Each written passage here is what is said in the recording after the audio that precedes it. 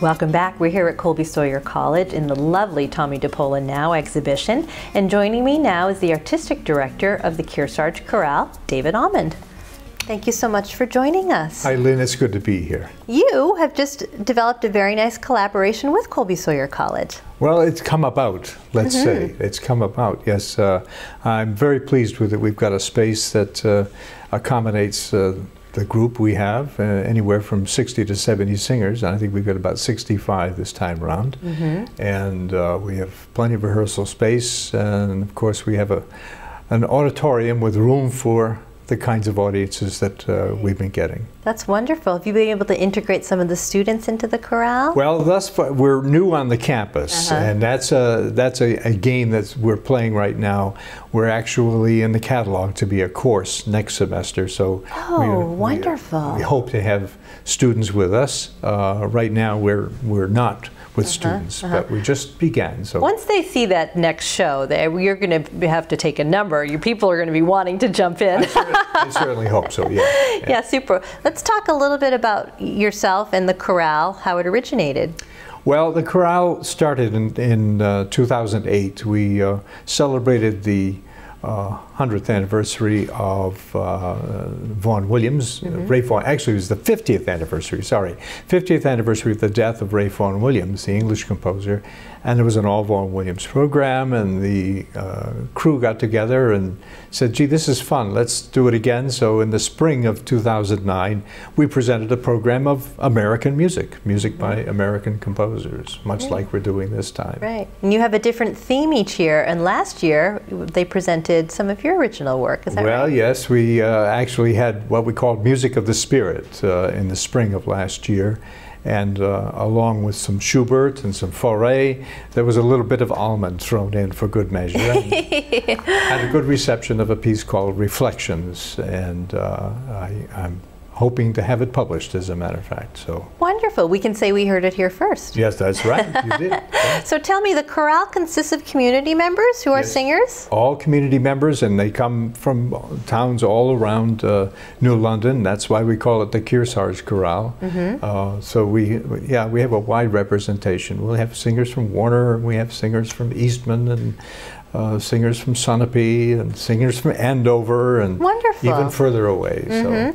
Well, you've got a show coming up on November 16th. Yes, ma'am. And it's right here at the Sawyer Center. Tell us what music we might hear. Well, it's a program of American music again, and in fact we call it the American Song Bag. Carl Sandburg, the American poet, put together a collection of American folk songs back in the 20s and called it the American Song Bag. We're actually going to be doing a couple of songs that were in Sandburg's collection, but we've branched out.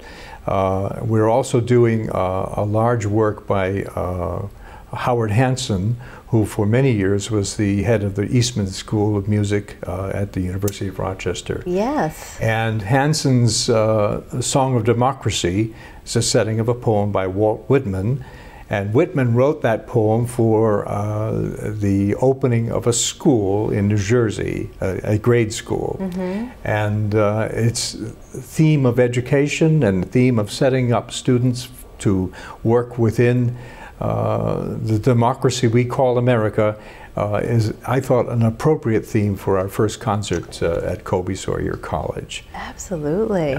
And we're premiering, or giving the New England premiere, of a set of pieces by Gwyneth Walker, who's a Vermont composer. Actually, she's Vermont and Connecticut these days. Neat. But she has a residence over in Randolph, Vermont. And she's an old friend of mine. She's written much choral music. Nice. And she has a collection of these called The Morning Train, collection of 4 American folk songs, all having to do with the railroad, which is a big theme. Nice. Well, I hope she can come to the show. Well, she won't be at the show, but she'll be at one of our last rehearsals. She's coming to tell us what we've done wrong. What you've done right, I'm sure. Well, we'll see. Oh, that's wonderful. And that'll be with brass quintet and percussion. It's a little different scoring. We haven't had brass in any of our concerts yet, and this will be a first time around. And on that same program, we're doing 3 African American spirituals and arrangements by... Those are some of my favorites. Yeah, arrangements by William L. Dawson, and Dawson was at the Tuskegee Institute for many years.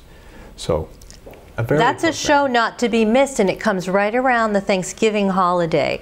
In my wraparounds, I had mentioned what a better way to celebrate our nation's holiday than with some American music. A lot of people will have family in town. It sounds like a great place to bring them. The show is at 3 o'clock here. 3 p.m., yes. And you do not need to get tickets because it's an in-kind donation, which is a wonderful free event, and you just ask for donations to help keep your work going. Yes, which is terrific. We always seem to come up all right. So. Great. Well, more information can be found on your website. That was very helpful. But everybody mark their calendars, November 16th. Thanks for joining us. Thank you. Take care, David.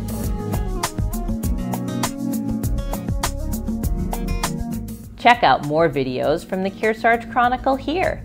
And don't forget to click subscribe to keep up with everything going on in the Kearsarge Lake Sunapee region.